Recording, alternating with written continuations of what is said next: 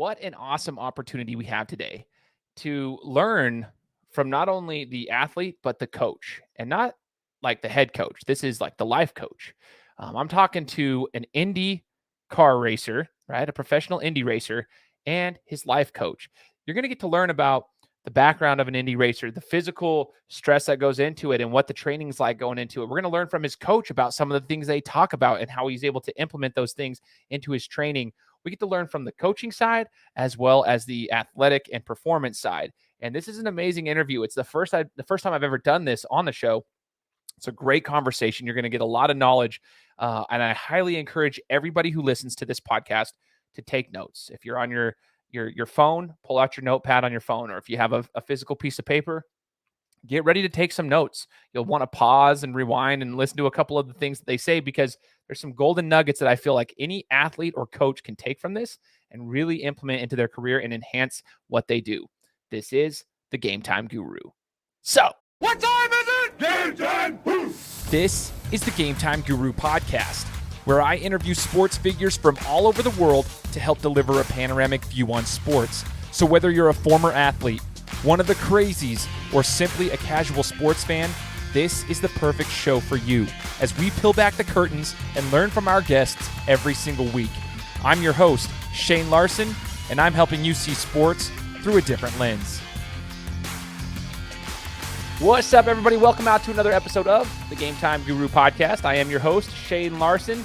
Excited for this week's interview. It's a very special one for me. I'm super stoked, actually. And as you guys hear in the introduction, we're talking to two different people, and it's going to be a dynamic, unique interview for us. We're talking to you'll call him the athlete as well as the coach. And we'll kind of get both of them at the same time, which is unique for a couple different reasons. But I'm really, really excited for this. I just want to give a shout out to all the listeners who have tuned in over the last 6 years. Big thank you to everybody who's supported. There's a big reason we're in 180 countries here with this show. And it's thanks in large part to all the guests and the listeners who have shared the content over the last 6 years. Massive appreciation for everybody. And I just want to say thank you. And if you haven't done so already, if you could kindly just leave me a review on Apple Podcasts, it's the best way to get this thing to grow. Just a simple review helps skyrocket everything in the algorithm. I have no shame in saying that. That's the secret of podcasting. Leave us a review and it goes out to more people. Simple as that. There's no reason on hiding that fact, right? So just if you guys haven't done that and you're listening to this for the first time, I just ask for that. That's the only way. I'm not asking for money. I'm just asking to leave me a quick review and it would help me out. So, a couple years back, I was interviewing a guy who was he was an Indy pit crew member. Okay. And that's the only time I've ever talked about Indy racing at all, any kind of racing, but I heard it from a pit crew member's perspective.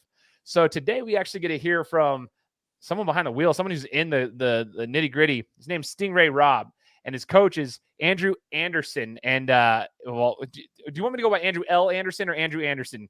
Because I want to the L. Yeah, you can throw the L in there. We got to throw the L in there. So I've got Ray Robb and then Coach Andrew L. Anderson joining us. And so I want to say welcome to the show, guys. Ray and Andrew, thank you so much for joining us. Thanks for having us on. Yeah, it's a pleasure. Thanks, Shane. Absolutely. Absolutely. So interesting conversation here for sure. I want to start with a question for Ray. You're young in regards to age, right? But you know what you're doing. You do it at a high level.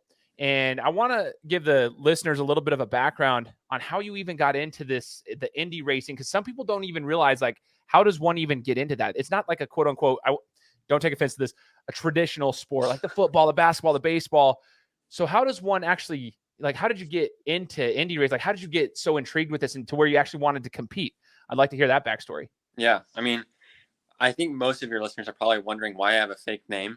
But the reality is that's actually my real name, Stingray. It is a passion project of a name, I guess you could call it. My parents were big Corvette fans, and so they decided to name me after the Stingray Corvette. There's a longer story to it, but that's the part that will kind of lead you into how I got started in racing. I mean, I grew up at Corvette club meetings, drag races, autocross events. I actually took my first steps at a Corvette club meeting. And so I grew up around these cool, old, fast, loud cars. And from the time I was, as young as I could talk, probably, I wanted to be a race car driver. And most kids, I think that they want to be firemen, they want to be police officers. They go through different stages. They want to be the MLB superstar, the NBA. They want to be Michael Jordan, right? And mine was racing. And my parents probably thought that it was just a stage I was going through until it didn't leave. I was just stuck there forever. But I ended up getting my first go-kart for my 5th birthday. And the reason I wanted to go-kart was because I watched, I don't know if you guys know, but Travis Pastrana, he's a world-class driver and motorsport athlete. And I watched him jump a go-kart into a foam pit on his show, Nitro Circus. I was like, oh, that's what I want to do. And so I asked my mom without telling her that's what I wanted to do. But I asked her for a go-kart. And sure enough, 5th birthday rolls around, got my first go-kart. And that was kind of game over from there. I started traveling all over the world. By the time I was 9, I'd been to Italy, Canada, and we were spending most of January, February, and March in either California on the West Coast or in Florida on the East Coast, bouncing back and forth between those two places because that's where the big international races were, at least for us here in the United States, just because those are the areas where it's not snowing and freezing cold. So from there, I worked my way into cars, and then in 2016 was kind of my transition year. And my parents, to this point, they had been funding my career all by themselves. And so they had a small grocery store right on the Idaho-Oregon border. And I would work there when I wasn't racing and when I wasn't in school. So I would throw freight, bag groceries, push shopping carts, help out wherever I could. And then I'd go drive on the weekend and then play sports, whatever else in the meantime. But the 2016 season, I drove everything I could. I didn't know what sport I wanted to be in as far as motorsports goes. So I did dirt cars. I did NASCAR. I did go-karts in Europe. I mean, I was driving for a factory team based out of Italy. Wow. I also drove some Formula cars. I did some sports car driving, and I just wanted to try it all because I wanted to make sure that whatever path I chose was the one that I wanted to be on for my career. So Formula Kart Racing was the one I decided to go with just because with my go-karting background, I loved the sort of feeling that I got with quick initiating turns. You know, for a heavier, more production style car, a lot of times the weight of the vehicle is what makes you go slower, and so the turning speed is not as quick as it is in a Formula car versus the straightaway speed is probably more relative. And so I just loved that high G-force, high grip feeling, and so that's why I went to Formula cars. And then from there I went through a program called the Road to Indy, which is a ladder system. So it's a lot like any other sport, like you said, like the typical sports. So like baseball, they have single A, double A, triple A majors.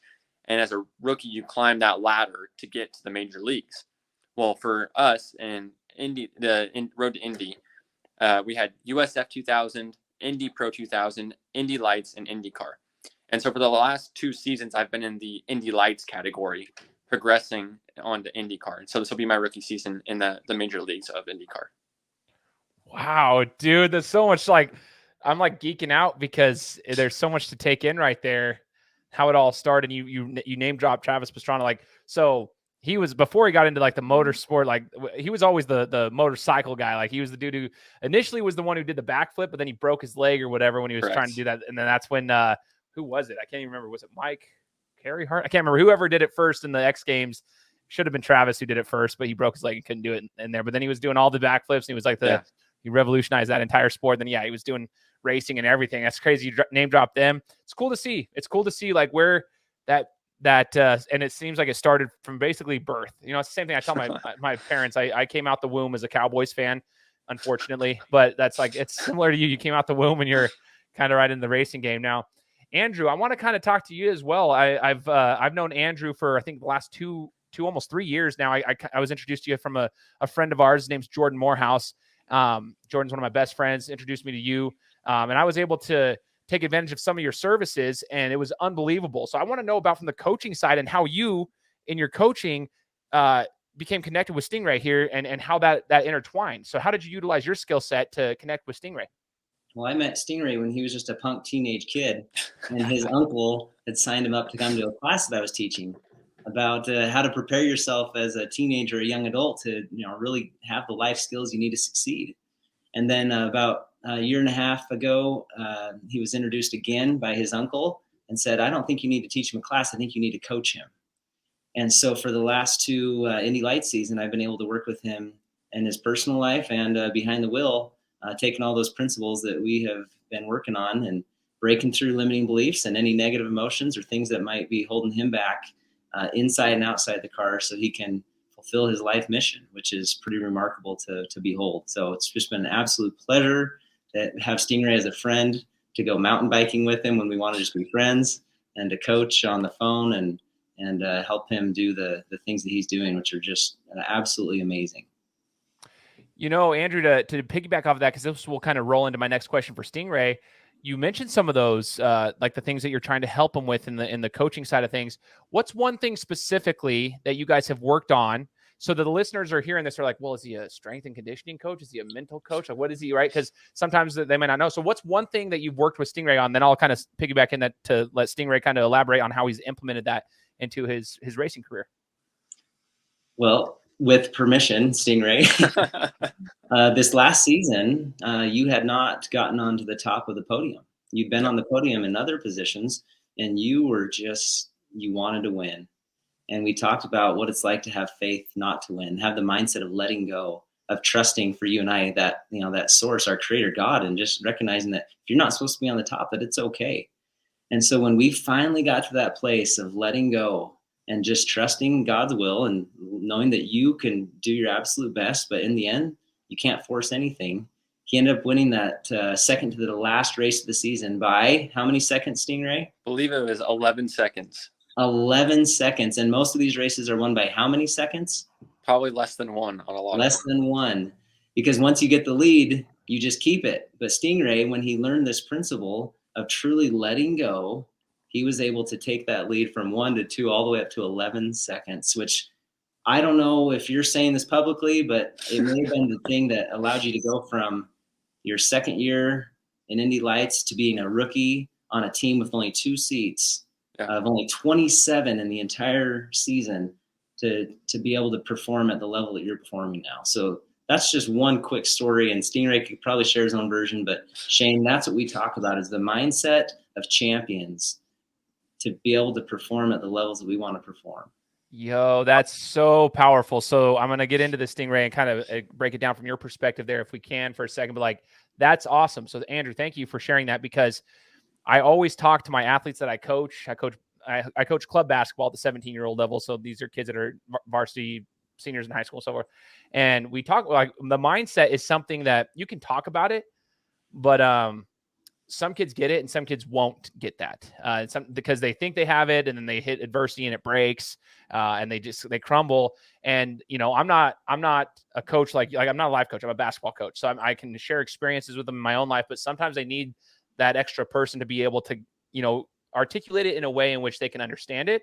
And not only that, they can implement it and absorb it. The other thing I wanted to say is what's crazy about this is when I was in a church meeting just yesterday, the time of this recording, it's on a Monday. So yesterday I was in a church meeting in our service, and we were talking about trusting the Lord, trusting our creator after doing all that we can. Like, after doing all that we can possibly do, at that point, we just have to, execute with what we're doing in our lives and so forth. And then we have to trust the Lord's will. So what's crazy about you saying that, you didn't know that when I was like asking that, like, we didn't talk about that. We were discussing that concept and how hard it actually is. That was the conversation. Like, yeah, it sounds great. It's awesome. Like, yeah, do all you can. But it's, as an athlete, even, it is so hard to say, like, I've prepared this, and this. I want to win. Like, I'm not going out here blood, sweat, and tears, not wanting to win. Same thing in life. And so it's hard to trust the Lord's will sometimes. So going into that, Stingray, I would like to kind of elaborate and piggyback off what Andrew said. So when your coach is discussing this and you're okay, you're having faith in, saying, okay, it's okay. Whatever the Lord's will is, I'm going to prepare. I'm going to do all I can, and I'm going to compete at the highest level, but I'm okay with it being the Lord's will. I guess, can you talk to us about your mindset there? How did you implement that into your actual life? And 2, maybe give some advice to those that are out there. Maybe there's athletes that are wanting to do the same thing, and maybe what you were able to do to implement it and actually take action with that. Yeah. I think this is something that I've worked on throughout my entire life. As a young kid, going through go-karting, I went through a lot of the same struggles. I've always said that racing has the highest of highs and the lowest of lows, and it's how you handle both that gives you success. And as a young kid, it's easy to not get distracted with the things in your life, right? Like, there's so many things that go into making a good driver, or any athlete good, right? They have coaches and the physical training, the mental side, the basketball coaches, the strategy side, the nuances that go into every sport, right? And so this is just one aspect of that. And I think it's a very important aspect because it changes the way that everything flows together. And so this has happened in stages, I feel like, as well. that I've had to go through and trusting God with the results, right? I'm going to jump back before I actually started working with Andrew. Andrew has helped me not get beat over the head with a stick with what God's trying to tell me. He helps me answer a little quicker, I think, which has been nice. But before that, in 2020, I was in the Indy Pro 2000, which is the AA ladder. And I was going into my third season there, and it was kind of a make it or break it year for me. And in the first 3 races, I had finished 5th, 2nd, and 10th. And after that 10th place finish, I mean, it was no one's fault but my own. And 10th is terrible. I mean, like, that's the bottom of the barrel. It's as worse as I could get. And I started like 2nd or 3rd that race. So it's like, what happened? What disaster caused that to happen? Like, flat out, I just drove terrible. I went off the track. I ran into someone. I spun out, all in the same race. And I got out of the car, went to the trailer, and I threw my helmet in my little cubby, and my driver coach was there. And he didn't have any words for me. He just shrugged his shoulders and walked by. I'm like, all right, I need to go for a walk. And so I went for a walk, and there's like this tree area outside of the racetrack. And I just took a knee. I'm like, all right, God, like, I don't know what to do. I have given everything for as long as I can remember. And I'm either not good enough, someone runs into me, mechanical failure happens. Like, it's just, I can't get it. I'm not good enough. So I have to give it to you. And like, in that moment, I had James 1 come to my mind, which is, consider it pure joy, my brothers and sisters, when you face trials of many kinds, because you know that the testing of your faith produces perseverance. So let perseverance finish its work so that you may be mature and complete, not lacking anything. And when that verse came to my mind, it was a realization of like, oh, wow, this is all for a purpose. All these struggles, all these hardships that I've had, it's been preparing me for what's to come. And it's prepared me to trust God, because I know that he's been faithful through all of that, all of my mistakes, all the failures. And yet I'm still here where I'm at. And so I think that was kind of a turning point for me to like, the door creaked open a little bit, like, okay, are you going to trust me or are you not going to trust me? I ended up winning the championship that year. I won the race the very next day. And I think that I had to go through that the same thing with this last season with Andrew, because I'd just come off a rough 2021 season. 2021 was probably one of my worst racing seasons of my life. I struggled a lot. The team struggled. I had a teammate quit halfway through the season because he just didn't want to run anymore. He didn't think it was worthwhile. But I had to persevere through it because I knew that like what I learned in those moments was going to be more important than what I learned in the successful moments. And so going to this last season, like Andrew said, all I wanted to do was win. Like, that was the only thing that was on my mind. I changed teams. We were with a good team. I finished 3rd in like the first 3 out of 5 races of the season. So I'd stood on the podium. I knew what it looked like. I knew where I needed to be. And I was just making small mistakes here and there. And I'm like, I'm doing everything. I don't know what else to do. And I think that there was a conversation somewhere along the way with Andrew, whereas like, I feel like I am ready and I don't know why it's not happening. And I think I can't repeat everything that was in that conversation. Andrew, I'm sure you remember, but it was good to put it into terms where I could reflect and say, okay, God, like, I have done everything that I need to, and I don't deserve anything. And it's because of your grace and the freedom you give in our faith that I'm able to do what I do and be successful in it. And so I know I can't win races on my own. I'm not good enough to do that, I guess. So I have to trust you with all of that. And that allowed me to race in a way where I didn't have the pressure. The pressure was still there, but it wasn't carried by me. And so it allowed me to perform at a higher level. You know, I think that, we just watched the Super Bowl, right? Pat Mahomes is a great example of that. His faith coming through his playing.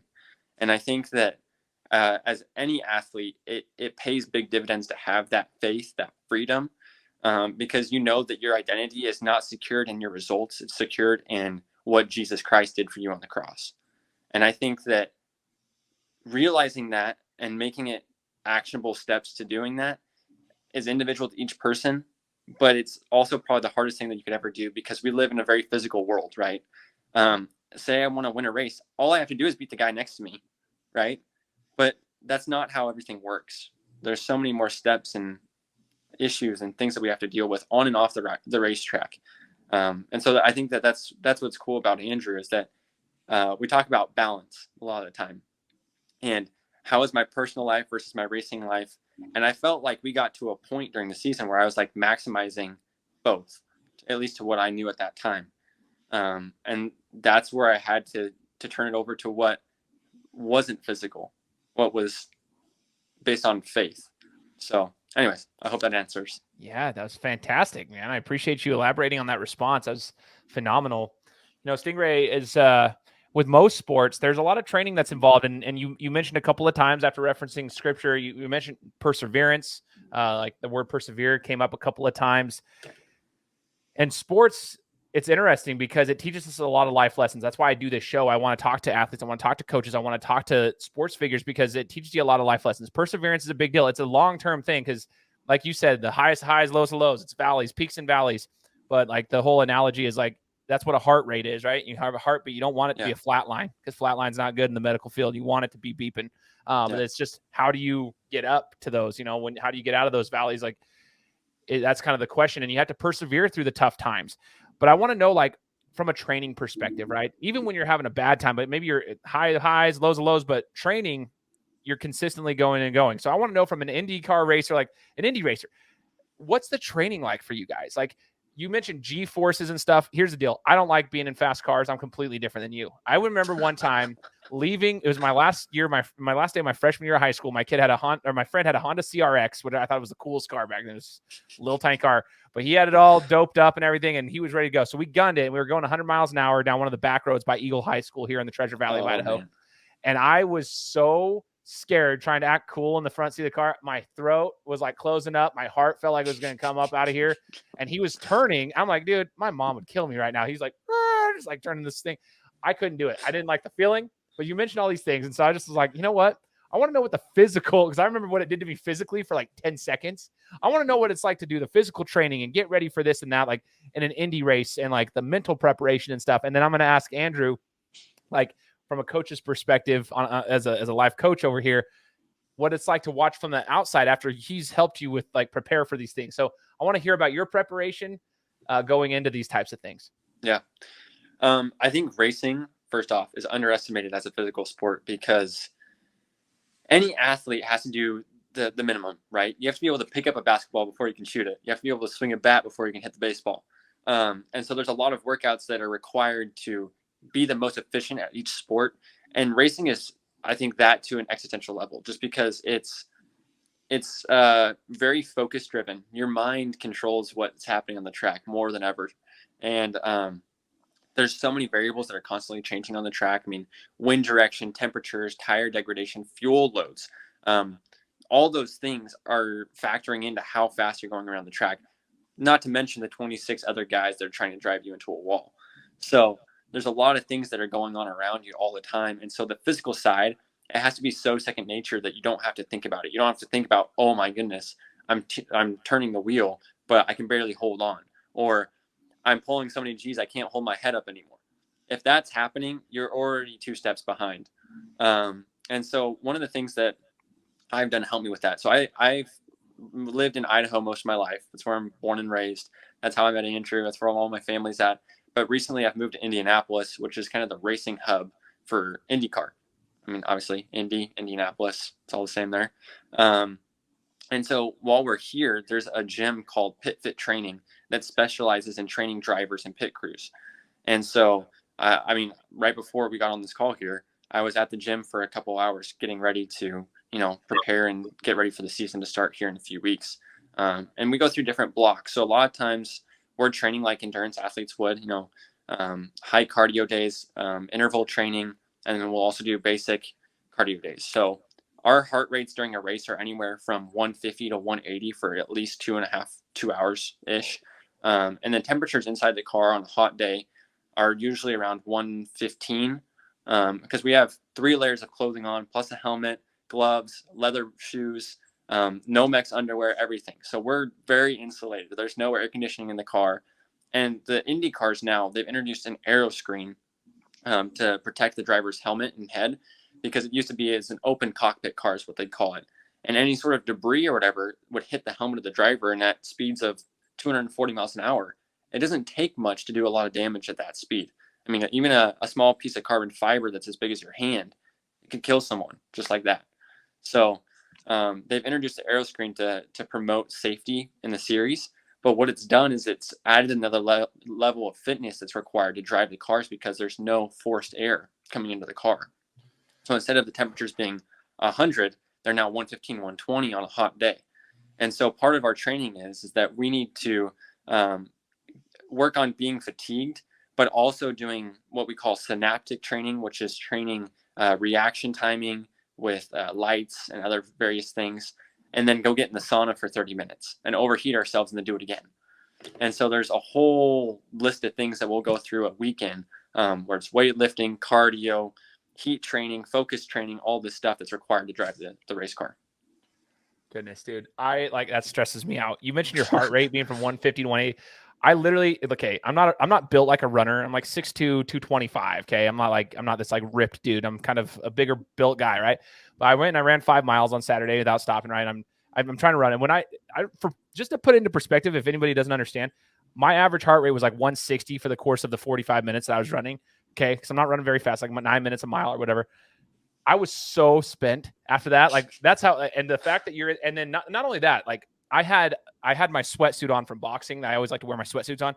So I'm running and I felt like I was hot there. The fact that you're saying like, and you got a helmet on and dude, for 2 hours, I like, that just doesn't, I can just imagine how beat you must be afterwards. So like when you're saying that is what I'm glad that you shared, is because I want people to understand the physical nature of racing. Because a lot of people would just be like, you're just sitting there, put your foot on the pedal and go. Like, what's hard with that? The pit crew does all the other stuff. I was like, no.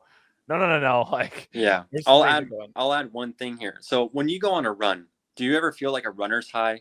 Do you ever get that, like where you hit a rhythm and you're running and you feel like it's not easier, but you're just in it. You're in the rhythm. You're in the zone, right?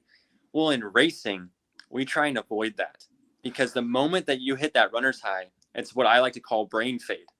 And you'll see it happen with racers all the time. They'll get late stages of the race and then they'll overheat. Their heart rate is elevated and they get that mental fog, that runner's high, that zone, whatever it is. And they'll lose track of the variables that are around them. They'll fall into a rhythm, and in a car that's detrimental, because every single corner, something is changing and adapting. And so if you're not paying attention completely to all the little details, that's when you're going to make a mistake and hit the wall. And so as a driver, we're trying to train so hard that we're avoiding that. We're trying to underperform once we're in the car, if that makes sense. Totally. So it should be easy once you're in the car. So that 150 to 180 heart rate at 115 degrees, that's no big deal all day long sort of a day. And we have to train hard to get to that point. So that's what makes it so difficult. Oh my gosh. It's so cool though. It's so interesting to me. And Andrew, as a coach, from the outside looking in, I want to know from your perspective, as you watch, you teach guys like Stingray and you're working with them, and then you watch kind of some of the competitions that he's in, and you're maybe you see some of the races and some of the results. And I want to know, as a coach, how do you adapt to the individual? Like, I can't imagine it's just a blanket here. We're going to talk about these things and it works for everybody. Like, knowing from my own coaching experience on a different type of a level, you do have to make some adjustments and so forth. So like knowing what they're going through and talking to your client and so forth. I want to know from a coaching perspective, especially with an Indy racer like Stingray, how do you make the necessary adjustments to like try to help him? Because you just heard all the things he has to go through like in his preparation and his training. So how do you make those adjustments as a coach? So it's all based on asking the right questions. If we use the car as an example, it's always giving Stingray feedback. Every decision that he's making consciously and unconsciously is coming because of the feedback that he's getting from the car or from his engineer who's in his ear telling him things that is happening in the car. And it's the exact same thing with a person. If I can ask the right questions that can elicit the right feedback, and they're being honest with me and vulnerable, not trying to hide something, then we can gain the perspective that we need to make the adjustments that are necessary in someone's life. So the analogy between the race car and the track is a beautiful analogy. In fact, Stingray's writing a book about it and how we can navigate life. And it's just such a pleasure to work with someone like Stingray, who is in such high integrity and is willing to be honest and vulnerable with me, so that we can make sure that everything, not just his heart rate, but everything in his body, mind, and spirit are on pace and in alignment so that he can do what he needs to do in those moments of stress. And that's the same thing, whether it's a father or a business owner or a race car driver or a basketball coach. Man, that's so good. And I think, the best, I guess, duos in sports, when you talk about coaches and athletes, coaches and quarterbacks, they talk about Drew Brees and Sean Payton, and you hear about them all. Like it takes two sides. So you have to ask the right questions as a coach, and then you have someone like an athlete like Stingray who can give you some honest feedback and like really open up. But there's got to be that relationship and that trust. And I guess, Andrew, and in your experience as a coach, and not only just with Stingray, with others as a business coach and everyone else, like you mentioned a couple of different business owners and athletes and so forth, I guess, how do you, because I can speak from experience that I trust you. There's a reason I went there and I did a session with you. It was incredible. I trust you. That's why I have you on the show. I think you're awesome at what you do. But in your experience, how did you develop that trust with the people you work with? Ooh, that one makes me almost want to cry. You've probably heard it said that you cannot give that which you do not have. And if we do not get to that place where we trust ourselves, we cannot see someone else's trustworthiness. And having gone through my own breakdowns and my own breakthroughs and my own rock bottom moments and living in my parents' basement and having $9 in my bank account, going through the divorce and being truly broken and able to build from that place, which is what I get to share in my new book that was released, Strength of the Oak, Strength of the Willow, How to Find Courage and Compassion in a Turbulent World. I share what I went through to trust myself. And until we're able to hold that kind of trust for ourselves, we cannot see it in another or give it to another. That's huge. Speaking of now, okay, everyone's writing books. Okay, I need to write a book because now I got Stingray writing a book. Andrew has just released his book. I posted it on my Instagram. I want to make sure that people have that. So I'm going to put a link here in the description of the podcast so y'all can check that out as well, because I think your story can help a lot of people. It's a big thing. Like if you got stories, I'd encourage anybody to share it on any kind of platform. But if you're able to write a book, awesome, because that's phenomenal. So we'll reference that book here in the description. But I love that. I love that having to trust yourself, right, before you can get that out there. And that's a hard thing in today's world. It's hard for most people to trust themselves, actually, because yourself better than anybody else. And Shane, the funny thing is when a team loses, who's the first to get fired? Is it usually the coach or the quarterback? Coach. It's usually the coach. Yeah. Because everyone knows the quarterback is skilled enough, right? And so, but when the team wins, who gets the trophy and makes all the money? It's not the coach. It's not the coach. It's the quarterback. And that's the fun thing about coaching, right? Is because Stingray is the one that gets the millions of people following him. And I get to sit back and I get to have the moments afterward where we get to connect and I get to see the joy that no one else gets to see on camera. And not just how it relates to his public figure, but to what it means in his private life, which are the greater victories in my eyes. I love that. Absolutely love it. Stingray, as you have continued to build your following and you've got people watching you now as you climb the ranks through the racing game and you're executing at a high level and you're doing this stuff, there's additional pressures that come there and there's responsibilities, as you got the younger generation looking up to you. I mean, there's probably a lot of guys that are guys and girls that are watching you and trying to see like, hey, how can I be like him, especially in that sport. I guess, how do you live up to those pressures? Like, how do you make sure that you're being true to yourself and being able to execute and do the things that you need to do in your sport, but also making sure that you're responsible and not being like some athletes that we've seen that kind of ruin their reputation. They get a lot of pressure on them, a lot of eyes on them, and then, they're not the best role models. So I guess, how would you go about doing that? How do you go about doing that currently in your life? I love the phrase, the old proverb, there's wisdom in the counsel of many. And I think that that's very true for my life. And I think Andrew is one of those people that's spoken very deeply into my life on that aspect of things he keeps me accountable and he encourages me towards the right things. And he also calls me out when I need to be, because there's definitely some times when, I can get in my own head and assume that I'm doing the right thing and not ask him for the correct answer, and he'll let me know, which is good. I'm very happy to have that. So one thing, as I've learned more recently since the announcement came out that I'm going to be an IndyCar driver this year, is that humility is a very big role in anyone's life, especially at a high athlete's level. Because If you're not being honest with yourself, you can't perform at the level that you need to be at, and you can't make improvements. And so I think that, like Andrew said, it's trusting yourself, but you have to be honest with yourself in order to trust yourself. Stingray, I love that you said that. In fact, I was hoping you were going to, it's hard to talk about your own humility, right? But Shane, I want you to know, when it comes to someone who takes counsel from many, there's no one that's as good as Stingray is. He is humble. He is coachable. He is yearning and asking, not just me, but family and friends and people all around him. He is constantly seeking for feedback from others to better himself in every aspect of his life. So Stingray, I'm so glad that you said that and you didn't hide behind it, because it's, some people struggle to talk about that humility. Yeah. Thanks, Andrew.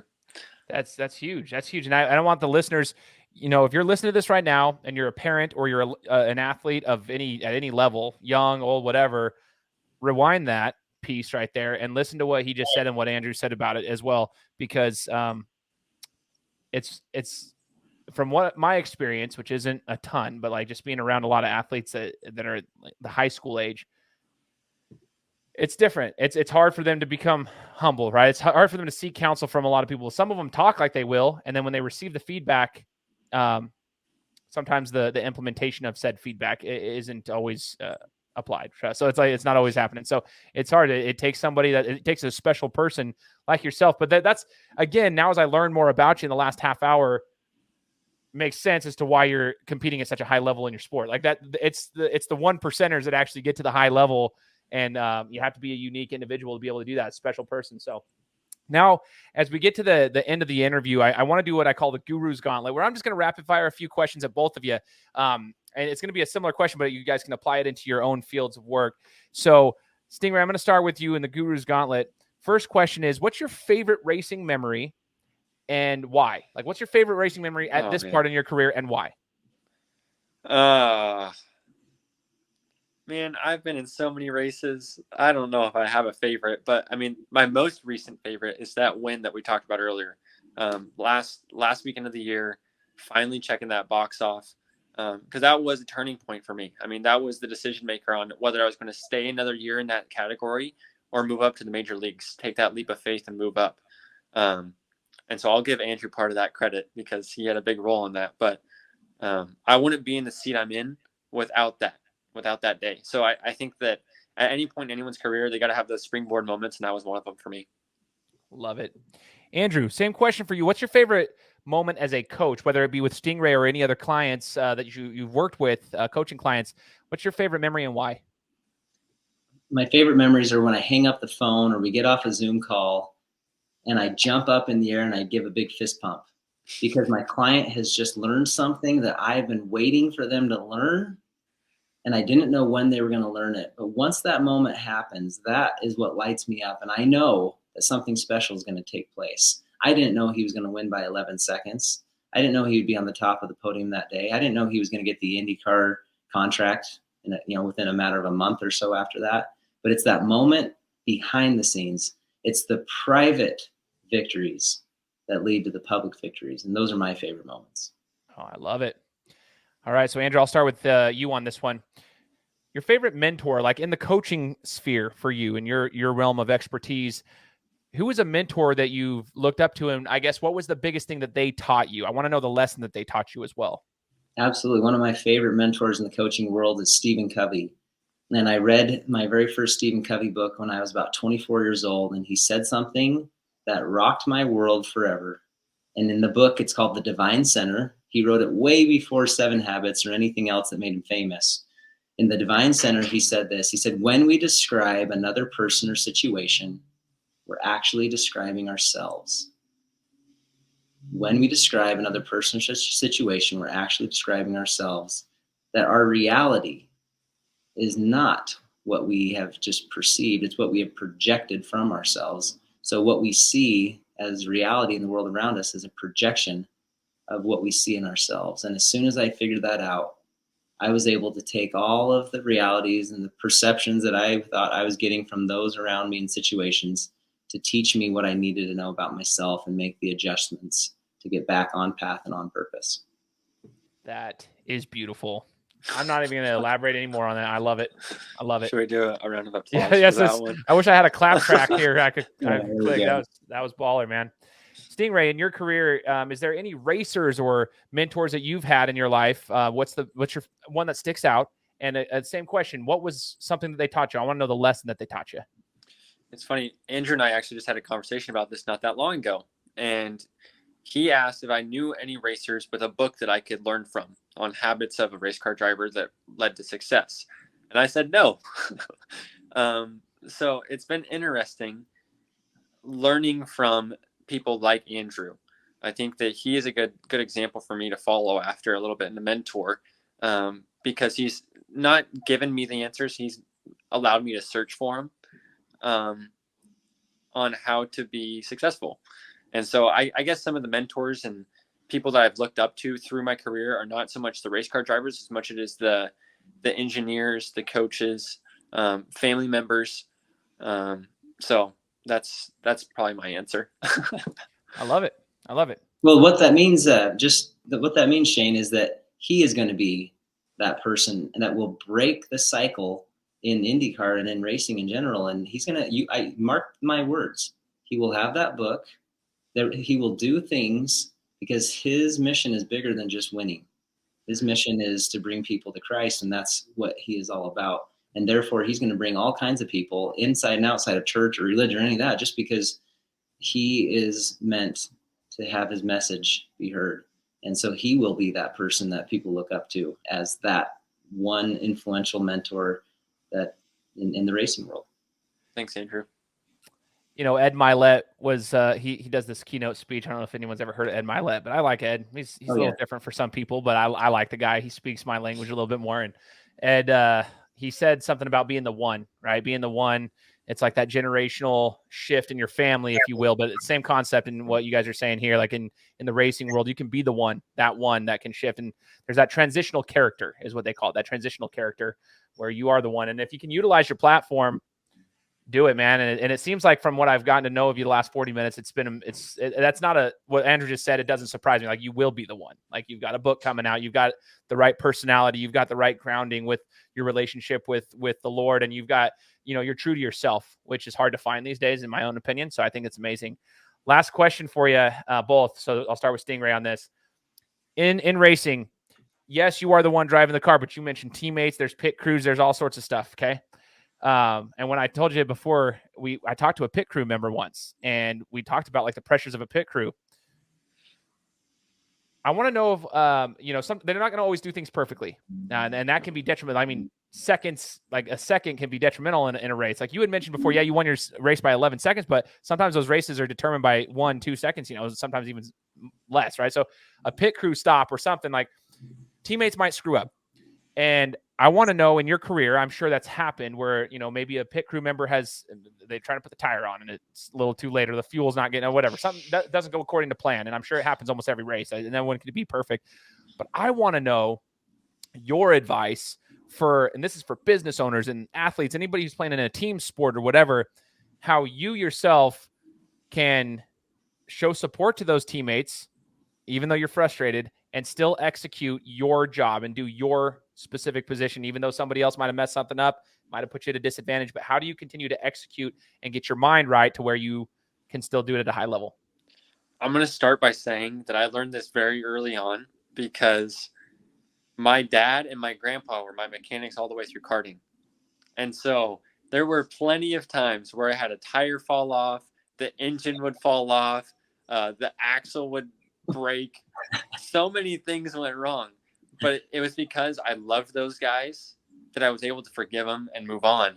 And at some point in my life, I started to see those moments as exciting and challenging, and it was more exciting than it would have been if everything went properly to plan. So I don't know if that was a learned trait over time or if it was just a mindset shift of being okay, because I know that they trust me, so I have to trust them. And when they make a mistake, I know that I'm going to make a mistake at some point. So might as well get over it and move on. At the end of the day, forgiveness is the key to success amongst teammates. And I think that when it's people that you love, it makes it a lot easier to forgive them. So I think that I'm going to quote C.S. Lewis on this, and that there's never a person that you will meet that is not loved by God. And so I think that seeing people with that aspect makes a big difference in how you treat them. My goodness, dude. There are so many snippets from this interview that I could just take as like gold. I've got scriptures reference, C.S. Lewis. We've got Stephen Covey. Like, dude, we got everybody. I love this. That is beautiful, man. Thank you for sharing that. And Andrew, as we wrap up the interview, I want to ask you a similar question. In your coaching experience, there's probably clients where you've given advice and you can give them advice and maybe they don't implement it. And then maybe they put the blame on you, right? Like you even said, like what happens when they don't win, who gets fired first, right? Coaches always get the blunt end. It's almost like a referee. It's like a glorified referee. It's a thankless job sometimes to the public eye. Then, it's like, it's always the one who gets, the blunt end of everything. So when you have a client in your coaching experience that may not do what you asked them to do, and maybe they didn't execute well and whatnot, and you might be taking the blunt end, how do you continue to serve that client through, the best that you possibly can, like giving them your all, even when you're like, man, you didn't do what I asked, and now you're blaming me for it, and those feelings of the natural man come in. I'm curious because I want to know as a coach as well how you do that, because I want to get better at it. Well, I'm going to quote one of my favorite up-and-coming authors. I call him Ray Robb. And you love him, you forgive him, and you move on. That's what he just taught us right now. And I wrote it down. That was meaningful. I'm going to be sharing that. You love him, you forgive him, and you move on. All right. This is amazing. I appreciate you guys. So I want to give you guys an opportunity to let me know, like if, for the listeners out there, if there's something that we'll put the book there for you, Andrew, we're going to put the link here below. Is there somewhere that, like, if somebody wants to utilize your services, Andrew, like someone like Stingray, who's like, maybe a parent's listening to this, be like, hey, man, my kid could probably utilize Andrew's services. I want to get a hold of Andrew. How can they get a hold of you, Andrew? I want to know what we can put here in the description. Yeah, so they know where to go. The best way for people to get a hold of me is social media at Andrew L. Anderson 85.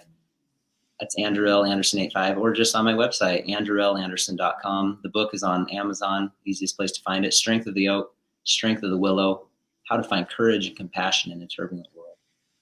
Awesome. I'll make sure to link those here in the description. And Stingray, where can we find you, man? Do we have social media that we can follow, or a website that we can follow you on to kind of check out the rest of your journey as you go forward? Yep. Yeah. I'm on Instagram, Facebook, Twitter, YouTube at Stingray Robb. I know one of those is like at Sting_Ray_Robb, but there's only one of us out there that I know of, so it shouldn't be too hard to find me. And then on my website, stingrayrobb.com.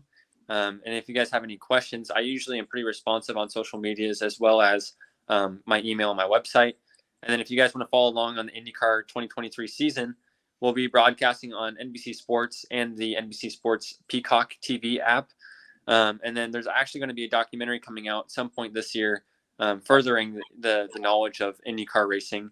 It's called the 100 Days to Indy. So be looking out for that in May, I believe is when they're going to release it. So first race of the year, St. Petersburg, Florida on March 5th.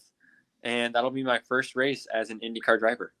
Let's go, man. Super excited. We'll put all of this in the description for you guys as well. If you guys want to follow Stingray, if you guys want to take advantage of Andrew's services and check out his book, I'm super stoked. I wanted to say thank you. Thank you guys for your time and willingness to share your stories and your knowledge with us here on the podcast.